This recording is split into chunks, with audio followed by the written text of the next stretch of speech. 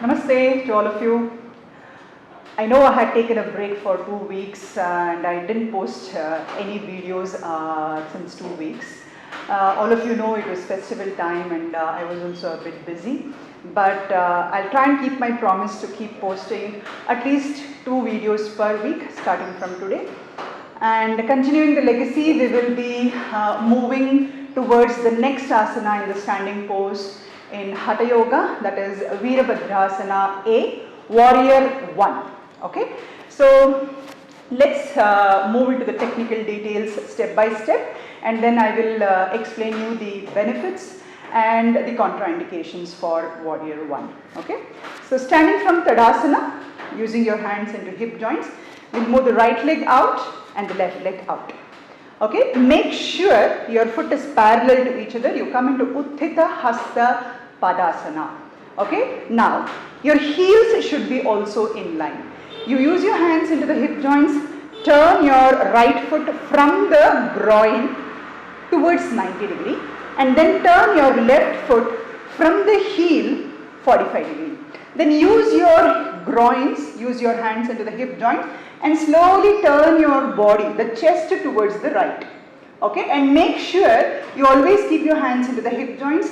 Keep pressing your back leg. Also make sure you are engaging the calf muscle of the back leg, and if you are comfortable, see with the balance. If at all you are not comfortable, you can always use the leg a little more out so that you get the balance. Now turn the body, press through the back leg, engage through the back quads and the front quads, and slowly start bending the leg into the front thigh into 90 degree, making sure you are engaging the back quads. Your chest has to be above the hip. Don't move like this, then you are loading the knee joint. So make sure your chest remains above the hips, the hip gets squared into the right, your belly is tight, your tailbone is gently squeezed. You stay here as a beginner, that's fine. As you start practicing the pose daily and when you feel the confidence and stability in your legs, you can raise your arms up. Okay, and you can take it up into Urdhva Namaskara.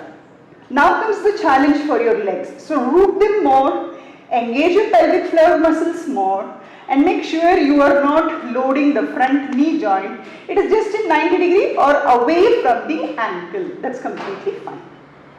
Release the hands, press through both the legs, and then slowly make the foot parallel to each other and come back to Tadasana. Okay, so this was about how to mount into the pose and how to dismount from the pose. Make sure as a beginner you're just breathing continuously. Do not worry about coordinating the breath. Of course, keep breathing in and out as you move into the posture, and make sure you're always coordinated, you're always integrated into your abdominal muscles. Now coming to the benefits of the pose, okay. So as you can see, it is a very strong pose, okay. So it energizes the whole body. You feel like a warrior when you do this pose. That is why the name Warrior 1, okay. And it strengthens the thighs, the hips. It improves the flexibility in your groins and your ankle joints. It improves the breathing capacity in your chest, okay, and it also improves the range of motion in your shoulders. Okay, this was about the benefits. Also, since it is an energizing practice, people suffering from depression, if they practice, they can come out of the depression syndrome. Now coming to the contraindications, that is, who cannot do, who should not do this, or what variations they can take in the pose. Now people suffering from neck issues or like heart problems or high blood pressure should take this pose very carefully, okay. Now with the neck issues or with any shoulder movement restriction, what you can do is, it's okay if you not move the hand up. Let me show you on the other side when you go. So you can just stay with your legs parallel to the ground, pulling the belly in, making the hips square. Now don't look up if you have any neck issue. Just look forward, keep the neck in the neutral position, chin tuck, and raise the arms just parallel to each other. This is completely fine, and make sure you're always pressing both the legs equally. Stay for about 2 to 3 seconds, then release the arms, straighten the legs, make the foot parallel to each other and bring the legs together. There's one more variation for people suffering from osteoporosis or weak joints, weak knee joints.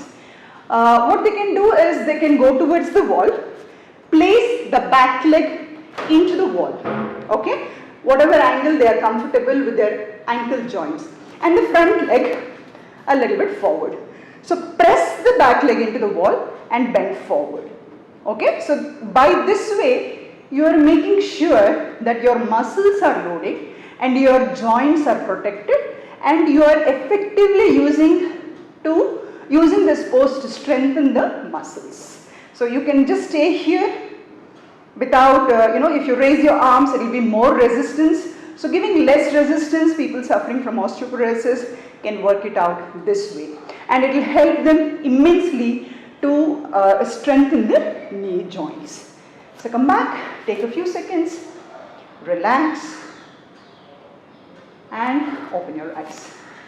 So this was a complete explanation about Warrior 1, Virabhadrasana A. Okay? Now, I hope all of you are trying to practice, the viewers of my channel are trying to practice the Hatha Yoga standing poses, and I have put forth the next pose also. Keep practicing. If any clarifications, put it in the comment section. My subscribers who can really comment will help me a lot, and even for the new subscribers, it will be helping them to give proper understanding about my channel. So if you have not still subscribed to my channel, please subscribe and hit the bell icon for the further notifications. Thank you.